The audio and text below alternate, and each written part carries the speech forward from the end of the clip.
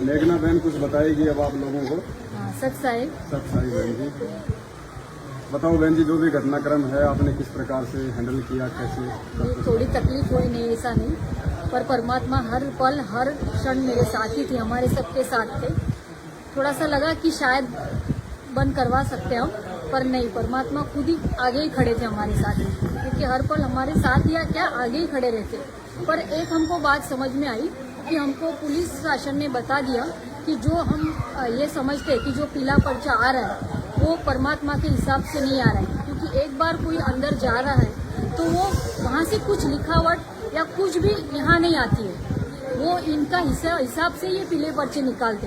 तो प्लीज हमारे सब भाई बहन हैं तो वो जरा समझो और सोचो कि ये क्या कर रहे हैं। आज पवन भगत जी जो बता रहे हैं वो बिल्कुल गलत नहीं है। आज हम भी, हमारे परमात्मा ने आंखें खोली, हम भी बहुत ज्योति सेवा पाठ सेवा करी और आज हमको पता चला कि हम खाली फुकट के पैसे डाल रहे थे।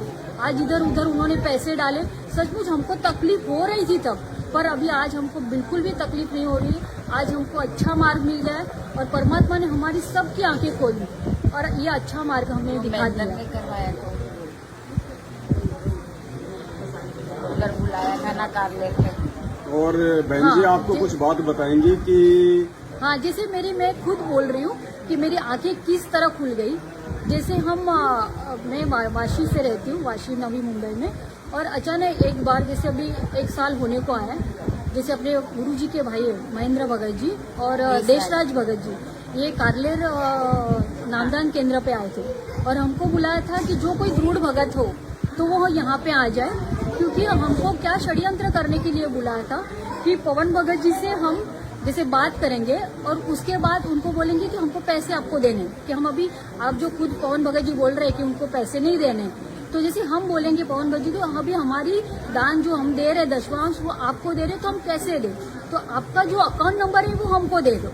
तो जैसे अकाउंट नंबर से हमको उनको फंसाना था कि हम 1-2 जन भगत थे, जैसे 50 लोग गए थे वहाँ पे दृढ़ भगत हो, और उनको बता दिया था कि आप ऐसे करो कि जैसे फोन करना है पवन भगत जी को और नंबर लिखवा लेना है। और देशराज भगत जी ने तो डायरेक्ट बोल दिया था कि सूरज ऐसे करना कि जैसे अपने इधर से भी पैसे दे दो, भक्तों की नहीं, अपने जो अपने दिए ना 1000 रुपए दे के इसको वहाँ पे उसके डाल दो। अच्छा, मतलब भक्तों को पैसे दे दो नामदान के अंदर से, हाँ, वो पवन के खाते में डाल दो, हाँ, और उसके बाद उसको फंसाना है हाँ, कि हमसे दान के हाँ, पैसे लूटता है। हाँ, और उसी हिसाब से फिर पवन भगत जी को अंदर डालेंगे, ऐसा सोचा था। फिर तब मैंने सोचा मिलो ऐसे कैसे, हम परमात्मा तो हमको कुछ ये सिखाते नहीं है। जब घर आई और मैंने सोचा देखो तो सही, पवन भगत जी देखा तो था, पता था, पर परमात्मा ने बोल के रखा था जैसे कि गुरुद्वार ये देखना नहीं है तो नहीं देखते थे, चलो जाने तो होगा कुछ, तो मालिक के मुंह से निकला था तो सोचा था कि नहीं करेंगे नहीं देखेंगे, पर सोचू तो मिलो देखो तो सही। फिर फेसबुक चालू किया मैंने और देखा तो एक माई से शायद पवन भगत जी बात कर रहे थे, तब देखा तो अरे अलग ही कुछ बात थी, पवन भगत जी कुछ अलग ही बता रहे, जैसे जो हम ध्यान नहीं दे रहे थे। ज्यादातर हम पुस्तक सेवा और ज्योति सेवा पाठ सेवा में ही डटे रहे थे, न कुछ हमको कुछ ज्ञान नहीं। आज नाम दीक्षा लेने जाते हैं तो उनको कुछ नहीं बताते, न उनका पूरा वो बोलते कि अरे परमात्मा का ज्ञान समझो और उसके बाद यहाँ पे आओ। नाम दीक्षा परमात्मा ने क्या बोला कि मुझे देखो, आप सुनो पहले और बाद में मेरे पास आओ, और बाद में अग्रम बग्रम नहीं होनी चाहिए। फिर उसके बाद में मैंने सोचा ये तो कुछ अलग ही दिख रहा है। फिर मैंने अचानक फेसबुक पे मैसेज आ गया, किसी बहन ने शायद लिखा होगा कि पवन भाई आप ऐसे से सतर्क हो जाओ, आपके हिसाब से कोई तो षड्यंत्र कर रहा है। तो मैंने वो पढ़ा और हमारे कोऑर्डिनेटर है उनको भेजा, उनकी वाइफ को भेजा, अरे मिलो अभी हमको फोन करने की जरूरत नहीं है, और चुन के रखा था कि 5-5 सदस्य एक दिन फोन करेंगे। उसके बाद मैंने उनको भेजा तो उन्होंने बोल दिया कि आप मत कुछ किधर बोलो, हम भेजेंगे। जैसे हमारे मुंबई के कोऑर्डिनेटर है सूरज भगत जी, उनको भेजेंगे। फिर उन्होंने उधर भेजा और भेजने के बाद उन्होंने बोला कि ठीक है चलो, जितने 50 लोग आए थे उनको वापस दूसरे दिन बुलाया। तो मैंने सोचा अरे दूसरे दिन नहीं माई चलो, अपने को अभी जाना है, अपने को वापस बुलाया। तो मैंने बोला अरे एक दिन अभी मैं भी जॉब करती थी, बोले और मुझे बार बार तो छुट्टी नहीं मिल सकती है। तो मैंने बोला मैं नहीं आऊंगी, क्योंकि मैंने ही अभी देखा है। मिलो अरे पवन भगत जी को फोन करने का अभी जरूरत ही नहीं, क्योंकि वो नहीं उठाएंगे अपने फोन। फिर भी नहीं आना ही पड़ेगा। मिलो नहीं भगत जी मुझे नहीं आना। फिर मुझे कुछ तो हुआ, परमात्मा ने बता दिया शायद कुछ होगा, मैंने सूरज भगत जी का फोन आया कि नहीं माई आपको आना पड़ेगा। मैंने बोला नहीं भगत जी, मुझे उस दिन मैं जब गई नामदान केंद्र पे, आज मुझे कारलेर में मुझे आज नाम दीक्षा मिली है। मैंने वहाँ पे जैसे 2019 में नाम दीक्षा ली है, पर उस दिन मुझे कुछ अलग माहौल लगा। मैंने सूरज भगत जी से बात की, बोले भगत जी ये कुछ अलग ही लग रहा है, मुझे वहाँ का माहौल अच्छा नहीं लगा। बोले आज परमात्मा अपने को ये सिखाने नहीं आते कि आप एक भगत को एक फंसाने की बात कर रहे हैं, बोलो ये गलत कर रहे हैं। तो उन्होंने बोला ऐसे कैसे आप सोच रहे हो, फिर मैं नहीं आने वाली। तो फिर ठीक है, उनको पता चल गया। और जैसे हमारे ग्रुप के हिसाब से, जैसे नामदान केंद्र के हिसाब से, जैसे लॉकडाउन में मुझे वो सेवा दी गई थी कि जैसे हर भक्त को, नए नए भक्त होते हैं तो उनको फोन करके उनको थोड़ा ज्ञान समझाना। और उसके बाद बहुत से हमारे मराठी लोग थे तो सूरज भगत जी मुझे नंबर दे देते थे, उनसे प्यार से बात करके। कभी कभी मैंने शायद पहले पवन भगत जी की वीडियो देखे थे, तो उनका जो बोलने का तरीका ना, वो मैंने पता नहीं परमात्मा ने शायद दिमाग में डाल दिया था। तो उसी भाव से और उसी शब्द से मैं उस भक्त के साथ बोलती थी। और बहुत जन जैसे उस माध्यम से नाम दीक्षा नहीं लेना चाहते थे, क्योंकि वो जो अपने 11 नियम है परमात्मा ने बताए, वो किसी भक्त को पसंद नहीं थे कि अरे ये 11वां करना, 12वीं करना, वो कैसे, हमारे तो घर में कोई गुजर गया तो हम क्या करेंगे। तो मैं भक्तों को भी बताती, हमारे घर में क्या रोज मरते हैं क्या, साल में या कभी कभी कोई जाएगा, तब की बात तब परमात्मा देख लेगा। फिर इसके हिसाब से लोगों ने नाम दीक्षा भी बहुत ली, नहीं ऐसा नहीं। फिर ऐसे हुआ, मैंने सोचा कि अभी ये तो कुछ अलग लग रहा है। और जैसे अपना एक ग्रुप था, क्या नाम था उसका, रायगढ़ 7 ऐसा ग्रुप था वो, जगत वालों के लिए हमने ग्रुप बनाया था। तो उसमें महाराष्ट्र के हिसाब से जैसे मुंबई में रायगढ़ से सेवा मुझे लगी थी। तो जैसे 700 भगत आज मेरे पास थे, जगत वाले, उनको हर टाइम को हमको मैसेज डालना था। सदज्ञान रायगढ़ करके ग्रुप था, उसकी मैं एडमिन थी। और तब मैं डाला करती थी रोज का वो। और परमात्मा का तो कुछ ज्ञान नहीं, न मंत्र करना टाइम ही नहीं मिलता था, क्योंकि वो पूरे थे 6 बजे सेवा डालनी, उसके बाद 9 बजे डालनी, उसके बाद 3 बजे, उसके बाद 5 बजे और लास्ट में 7 बजे। ये पूरा दिन जैसे सतर्क रहना था कि मोबाइल हाथ में चाहिए, वरना फिर तुरंत वहां से आ जाता था, अरे अपने बहन अपने नाम ये डाला नहीं, सेवा डाली नहीं। तो वो करके पता चला कि अरे हम तो परमात्मा का कुछ नाम कर ही नहीं रहे, ये फालतू का काम कर रहे। और उस वक्त तब परमात्मा, मैं खुद मानती हूँ कि परमात्मा ने जैसे कभी कभी बोलते हैं कि आपके मोतियाबिंद हो जाते, जैसे हम देख नहीं पाते कि क्या हो रहा है हमारे साथ। फिर उसके बाद मैंने उसी रात ये सूरज भगत जी को पता चल गया कि माई ने शायद पवन भगत जी से बात की, पर पवन भगत जी से मेरा कुछ नहीं, किसी बात, सिर्फ उनके 2 वीडियो देखे। एक वीडियो में मैंने बहुत परमात्मा के सामने रोई कि मालिक हम क्या कर रहे हैं, आज मिलो ये क्या हम कर रहे हैं, हमें 2019 में नाम दीक्षा ली, अभी तक मिलो नाम पूरा हो ही नहीं रहा हमसे, क्योंकि ये सेवा में हम पड़े।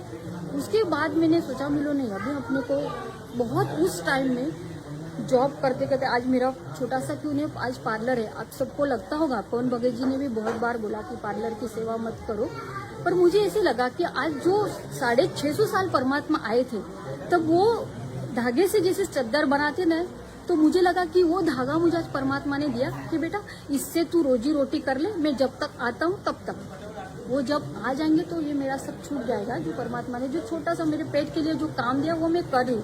हर वक्त मैंने परमात्मा से, जैसे पवन भगत जी के मैंने वीडियो देखे, तब मैं हर वक्त परमात्मा से बोल रही थी, परमात्मा मैं क्या करूँ, ये मैं कर रही हूँ, ठीक कर रही हूँ क्या। तो हर वक्त परमात्मा मुझे सत्संग के माध्यम से बता रहे थे कि बेटा जो कर रहे हो अपना काम है पेट के लिए, ठीक है उतना करो। उसके हिसाब से मेरा वो चल रहा था। उसके बाद इन लोगों ने क्या किया कि जैसे ये सब सेवा में एडमिन के हिसाब से उन लोगों ने रातों रात, जैसे मेरे मोतियाबिंद जो मैं बोल रही हूँ, उन्होंने रातों रात सब ग्रुप से मुझे निकाल दिया। 11 बजे की बात थी, एक भगत का फोन आया, माई क्या हुआ आपको निकाल दिया।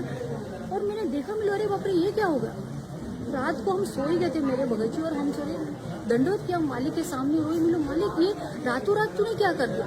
तब पता चला कि नहीं, परमात्मा ने कुछ शायद मोतियाबिंद से मेरे आंखों, तो वो मेरे निकाल दे कि बेटा वो मार्ग ठीक नहीं है। जो मार्ग आज पवन भगत जी दिखा रहे, आज वहाँ पे पता चल रहा है कि परमात्मा क्या है, गुरु क्या है, वो भी अब पता चला। एक सत्संग के माध्यम से पता चला कि अरे ये सच बोल रहे, ये कहाँ गलत बोल रहे, हमको क्या किधर ये परमात्मा छोड़ के दूसरी जगह लेके ही नहीं जा रहे। उसके बाद फिर पता चला इन लोगों ने फिर वापस मेरे पास आए, सूरज बगा हमारे कोऑर्डिनेटर समझाने आए कि नहीं आपको पूरा काल ने झंझोड़ के रख दिया है। आपने 2019 में जो नाम दीक्षा ली वो जो कुछ आपने से किया था मंत्र वो आपका पूरा खत्म हो गया। मैं रोती जा रही थी, मैंने मालिक देख मेरे सामने फोटो था परमात्मा का, मेरे मालिक ये क्या है, पर पता चल गया और उन्होंने बोला कि आपका वीडियो किया जाएगा, आप माफी मांगो कि मैं आइंदा पवन भगत जी की वीडियो नहीं देखूंगी। तो वो तो मुझे नहीं करना था कि मिलो सच्चाई तो पता चली। परमात्मा ने आज हर बुक खोल के दिखाई और हमको बता रहे कि आप पढ़ो, पढ़ के आप मेरे पास बाद में आओ। तो सोचा न जाने इस वीडियो में भी अपने को कुछ मिल जाए। फिर सोचा कि नहीं मिलो, मैंने उनको बोला मिलो ठीक है, काल ने मुझे झंझोड़ के रखा ना, ठीक है मैं देख तो मुझे थोड़ा टाइम लगेगा, मिलो मैं देख के फिर आ जाऊंगी ना, है मेरी सेवा जो थी। नहीं आपने सेवा कैसे डिलीट की आपने, क्योंकि फिर मैंने बाद में मिलो अभी इन्होंने हर ग्रुप से हर अपने साथ समिति के जो हमारे जो भाई बहन थे जैसे अपने मैनेजमेंट वाले थे उनको सबको बोल दिया कि अभी ये गुरु धोए हो गए, इनसे बात नहीं करनी। आज हर वक्त मुझे हर लोग मुझे शंका समाधान के हिसाब से भी फोन करते थे, पर एक बार एक भगत लेडी ने मुझे फोन किया भगतमती ने कि उन्होंने इतने नीचे गिरे हैं लोग कि जैसे अपने को नाम दीक्षा जब देते हैं तो अपने को जो फॉर्म देते हैं ना, तो जैसे वो लड़की ने मुझे फोन किया कि माई ऐसे हो गया है कि ना गांव से हमारा जो हमने नामदान केंद्र से हमको जो फॉर्म मिला है वो बोलते उन्होंने मांगा है। तो मैं सोचू मांगा है, ये तो कभी ऐसे हुआ ही नहीं, आज इतने सालों से हमने किया पर कभी फॉर्म अपने से लिया नहीं, सिर्फ साइन करके तो अपने को दे दिया। बोले मांग क्यों रहे? तब मुझे पता चला कि शायद ये इनके ये खोटे कर्म कर रहे कि मुझसे डर के डरा के कि वो फॉर्म छीन रहे। मैंने परमात्मा से अरदास से मालिक अभी मुझे तू मिल गया, मुझे ये फॉर्म ये चिट्ठोरे से कुछ लेना देना चाहिए तो कभी भी तू ले सकता है। मैंने वो मेरे घर पे था, मैंने वो पार्लर में लाके रखा क्योंकि मुझे पता था लोग घर में तो हम दोनों ने नाम दीक्षा लिए, बाकी हम 8 सदस्य है घर में, मेरे बेटे ने भी नाम दीक्षा नहीं ली थी। तो मैं लोग चल पार्लर में ये पक्का आएंगे। बहुत जन लोग आए मुझे समझाने कि आप गलत करो, वो गलत है, वो फंसाता है, ऐसा बहुत बोला और आप ये सब छोड़ दो और आप इस वापस से इस मार्ग में आ जाओ और गुरु जी से अरदास लगाओ कि मैं वापस से ये पवन भगत जी की वीडियो नहीं देखूं। फिर मैंने सोचा नहीं मुझे टाइम थोड़ा लगेगा, मुझे तुरंत तो मैं बोलो आपने रातों रात ही मेरे ऑपरेशन कर दिया परमात्मा ने मोतिया बिंदर, तो मैं अभी तुरंत तो नहीं ये मार्ग में आऊंगी, थोड़ा मुझे सोचना पड़ेगा। देखूंगी मैं परमात्मा ने जो बोला ना खोल खोल के जो बुक दिखाई वैसे अभी खोल खोल के वीडियो भी बताए परमात्मा ने कि देखो इसी के माध्यम से आज पवन भगत जी जो कर रहे उसी माध्यम से आज मैंने देखा और पता चला कि ये कुछ गलत चल रहा है इनका। और फिर उसके बाद फिर मैंने वो रास्ता छोड़ दिया। फिर भी एक बार ऐसे हुआ कि हमको करुणा माई करके है क्या उनके हिसाब से फोन करके उनको बुलाया जा कि इस माई को समझाओ, ये माई गलत रास्ते पर चल गई है, इसने परमात्मा का मार्ग छोड़ दिया, इसको समझाओ। भगत जी आवाज थोड़ा भाई कम करो, जो भंडारा कर रहे हो चुपचाप अपना भंडारा करो, थोड़ा इंटरव्यू चल रहा है।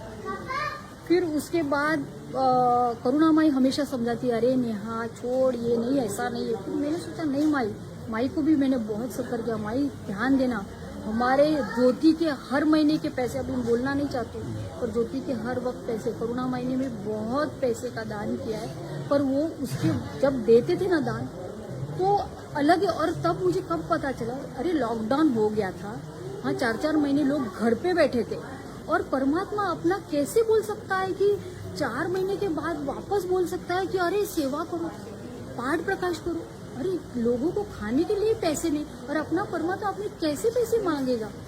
तब पता चला कि नहीं ये कुछ अलग हो रहा है इनसे, ये कुछ गलत ही कर रहे हैं। और फिर भी दिया 4 महीने मैं भी घर पे थी, पूरा परिवार घर पे था, फिर भी नहीं लगा नहीं परमात्मा को अपने को देना। बैंक से निकाल के 15,000 का पाठ प्रकाश किया और उस वक्त जो प्रसाद आया, हाँ एक प्रसाद की भी बात बताती हूँ, जैसे अपने सब भक्तों को मैं बता रही हूँ। अपने को क्या लगता है कि हरियाणा से प्रसाद आ रहा है जो पाठ प्रकाश उधर कर रहे हैं भिवानी में या रोहतक आश्रम में, पर वहाँ से कुछ काजू बादाम पिस्ते आते हैं वो मुझे नहीं पता, पर नारियल तो जो हमारे मुंबई के हिसाब से यहाँ से ही खरीदते यहाँ से ही खरीदते थे परमात्मा के यहाँ रखते थे, पहुँच पाँच के हमने खुद वो सेवा की है कि पहुँच के जो छिलके बिलके कुछ नारियल के रहते थे वो साफ सुथरा करके परमात्मा के दरबार पे रखते थे, और उसके बाद हम एक थैली में भर के फिर वो हर घर में जैसे 15,000 जिसके लिए उसको वो एकदम, और हमको लगता था कि ये परमात्मा हरियाणा से आए।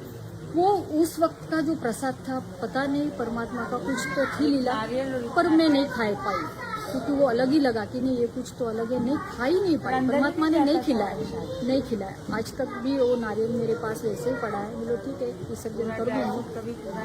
उसके बाद फिर अभी तो अच्छे ही चल रहे, परमात्मा ने अच्छे मार्ग पे दिखा दिया है सब कुछ। अब तो आप साथ संगति से जुड़ अभी चुकी साथ हैं। संगीत से जुड़ के 1 साल हो गया मुझे। अब कैसा पूरा अब गया। महसूस हो रहा है साथ नहीं संगति? नहीं, बहुत ही अच्छा हो रहा है, बहुत अच्छा कि आज पता चला कि परमात्मा आ चुके अपने यहाँ, और ये लोग जो हमारे रायगढ़ के कोऑर्डिनेटर है वो मुझे बोल रहे हैं, अरे आपको फिर सार नाम कैसे मिले? मैंने नहीं, परमात्मा आके देंगे ना।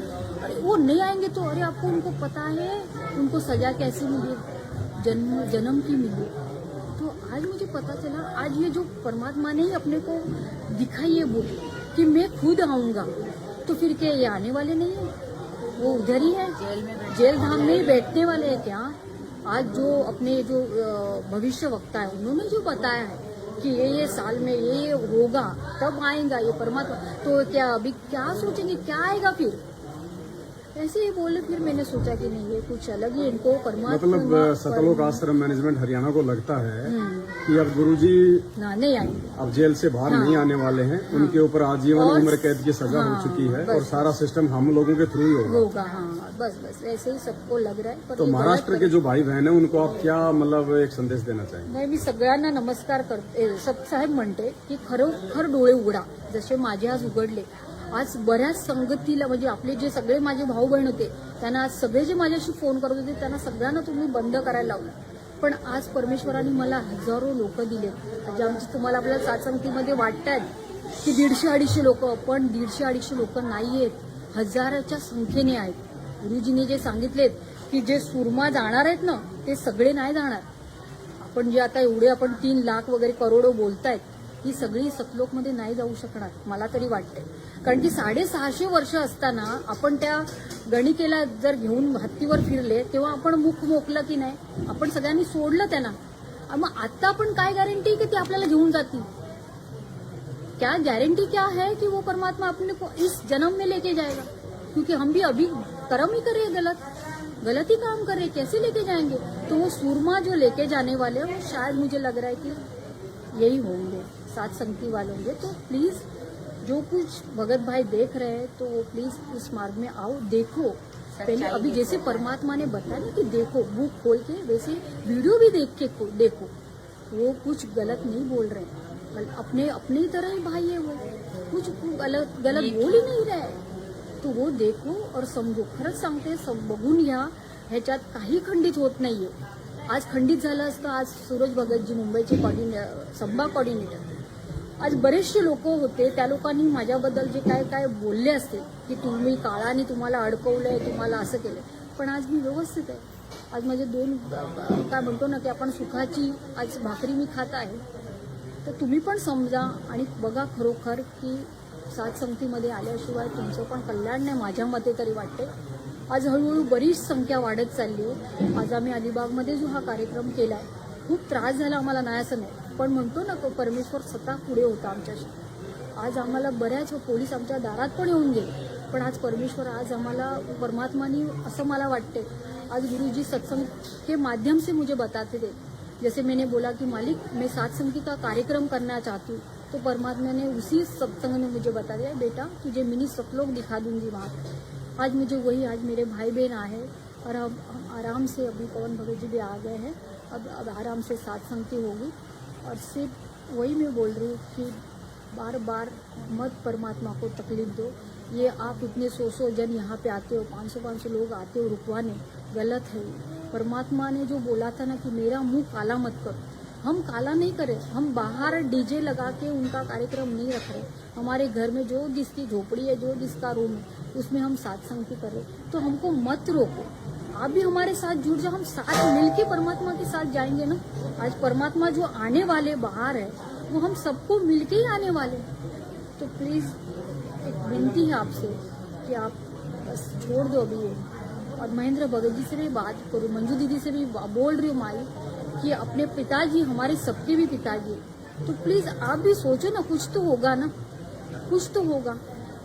प्लीज आ जाइए हमारे साथ, सब हम सब मिलके हम साथ में करेंगे ना सत्संग। बिल्कुल, हम सब की यही कोशिश है कि परमात्मा उनको भी सद्बुद्धि दे सच में सच और जिस कुमार्ग पे काल प्रेरणा से वे चल चुके हैं उससे अपने पैर वापस खींचें और सब भाई बहन मिलकर परमपिता परमेश्वर जी को प्रसन्न करें। वरना मालिक का तो विधान है, संविधान है। अगर कोई समझे तो ठीक है, ना समझे तो ठीक है। परमेश्वर का मार्ग और मिशन तो कभी ना रुका है, ना कभी ये रुकने वाला है। लेकिन ये जो दाव है इस बिजली पीढ़ी का, जो मौका परमात्मा ने दिया है, वो चूक जाएंगे। तो जितने भी भाई जो सतलोक आश्रम मैनेजमेंट हरियाणा वाले आज यहाँ आए थे और सात संगति रुकवाने का जिन्होंने को प्रयास किया था, उन सभी से प्रार्थना है कि आप लोग एक बार सात संगति में क्यों ना आ जाओ। अगर आपकी कोई शंका है, आपको कोई दुविधा है, एक बार आ जाओ सारे के सारे। अरे अगर तुम खंडित भी हो जाओगे तो तुम्हारे पास तो सुविधा है भाई, जाके शुद्ध करवा लेना। एक बार देख तो लो, अपनी शंकाओं का निवारण तो कर लो। बार बार क्यों भटकते हो, क्यों इन लोगों के आदेशों पे अपने कर्म फोड़ते रहते हो आप लोग। कभी इधर गए, कभी उधर गए, कभी पुलिस थाने में गए। पुलिस वाले भी तुम्ही को धमकाते हैं फिर बाद में तुम्हारी हरकतें देख के, क्योंकि तुम्हारा बोलने चालने का तरीका, तुम्हारा व्यवहार और सत्सेवकों का बातचीत करने का तरीका रात दिन का अंतर होता है। पुलिस वाले भी फिर हमको ये कहते हैं कि यार तुम लोग बिल्कुल सही हो, फिर ये लोग तुम्हारा विरोध क्यों कर रहे हैं। तो भाई और बहनों, प्रार्थना है एक बार या तो वीडियो देख लो, वरना सात संगतियों में आओ और नीर खीर का निवेरा करो। अगर सही है तो ठीक है और गलत है तो ठीक है, अपना बैठ के भक्ति करो। ये जानवरों की तरह लोगों के कहने पे क्यों भटकते रहते हो। तो हम सबकी तो यही प्रार्थना है। बाकी तो भाई अपने अपने संस्कार हैं, सबकी अपनी अपनी इच्छा है, अपनी मर्जी है, लेकिन समय आने पे उनके जो परिणाम है वो भी स्वयं ने भोगने पड़ेंगे। दूसरा आपका कोई साथी नहीं है, क्योंकि ये अध्यात्म है। सत्साई बहन जी, क्या नाम है आपका? सोमा दासी, सोमा दासी, कोलकाता से है। कोलकाता से आई हैं। हाँ, अच्छा, कोलकाता से यहाँ महाराष्ट्र के अलीबाग में सात संगति के लिए आई हैं। हाँ, और कौन है साथ में? अकेले ही है। अकेले आई हो? देखो पुण्यात्मा, कहाँ से अकेले सात संगति में आई है बहन जी। तो क्या संदेशा देंगे भगत समाज को? संदेशा क्या दे, मतलब जुड़ी हो तो ऐसे ही परमात्मा की दया हुई और ना कोऑर्डिनेटर से जुड़ा, ना उसका भाई किसी रिश्तेदार से जुड़ा, किसी से नहीं, ऐसे ही दया हुआ। तो दया की परमात्मा ने, फिर जुड़ गया। फिर गया था नाम धाम लेने के लिए, ठीक है। वो कलकत्ता का श्रीरामपुर नगर में जो कोऑर्डिनेटर था वहाँ से गया था। फिर एक दिन बुक लेने गया था, वहाँ पे बुक लेके आया तो उसका बात हमको आप अच्छा नहीं लगी। अपने बंगाली में बोलिए, कोई दिक्कत नहीं, बंगाल के भाई भी तो सुनेंगे। जो भाषा आपको, जो आप अच्छे से बोलती हैं, आप उसमें बोलो। তো আমি কলকাতা থেকে গেছিলাম, ওই হাওড়া থেকে বালি আপনার শ্রীরামপুরে আছে, ওদের কোঅর্ডিনেটর সৎসঙ্গতি ইয়েসের সঙ্গে জোড়ানো। এবার আমি গেছি ওখান থেকে যাওয়ার সময় বইয়ের জন্য আমি গেছিলাম। অ্যাকচুয়ালি প্রথমে বই আনার জন্য গিয়েছি, তা আমার ওনার কথাবার্তা ঠিক ভালো লাগেনি, কেমন করে আমাকে বলেছিল। তো সেই দিনে আমি গুরুদেবকে বলেছিলাম যে গুরুদেব, তুমি যদি সত্যি হয়ে থাকো বা সত্যি থেকে থাকো, আমাকে তুমি যেমন করে হোক নামধাম দিয়ে দেবে তুমি নিজেই। তো এসে আমি মানে নিজেই গুরুদেব সেভাবে প্রেরণা করেছে, আমি পেয়ে গেছি নামধাম, ঠিক আছে। তা গুরুদেব এমনকি আমি এটাও বললাম যে গুরুদেব, আমি যে নাম পেয়েছি বা পাচ্ছি সেটা কি আমি করবো না, না আমাকে তখন এসে আবার বললো যে না, আমার নাম সত্যি, আমি সত্যি। তো সেই দিন থেকে আমি নাম করে যাচ্ছি এবং আস্তে আস্তে ধীরে ধীরে সৎসঙ্গীর সঙ্গে আমি জুড়লাম এবং এর ভিডিও দেখলাম। আর আমার এমন হয়েছিল যে আমার দুটো টিউমারও ছিল, সেটাও ভালো হয়ে গেছে। আমি আর কি বলবো, পরমাত্মার অশেষ কৃপা আমার উপরে। আমি একাই জুড়েছি, আমার স্বামী ছেলে সবাই আস্তে আস্তে জুড়ুক। পরমাত্মার কাছে আমার অশেষ কৃপা, এটাই চাওয়া পাওয়া, বাস। जय परम पिता परमात्मा की সৎসাই। सब साई बहन जी।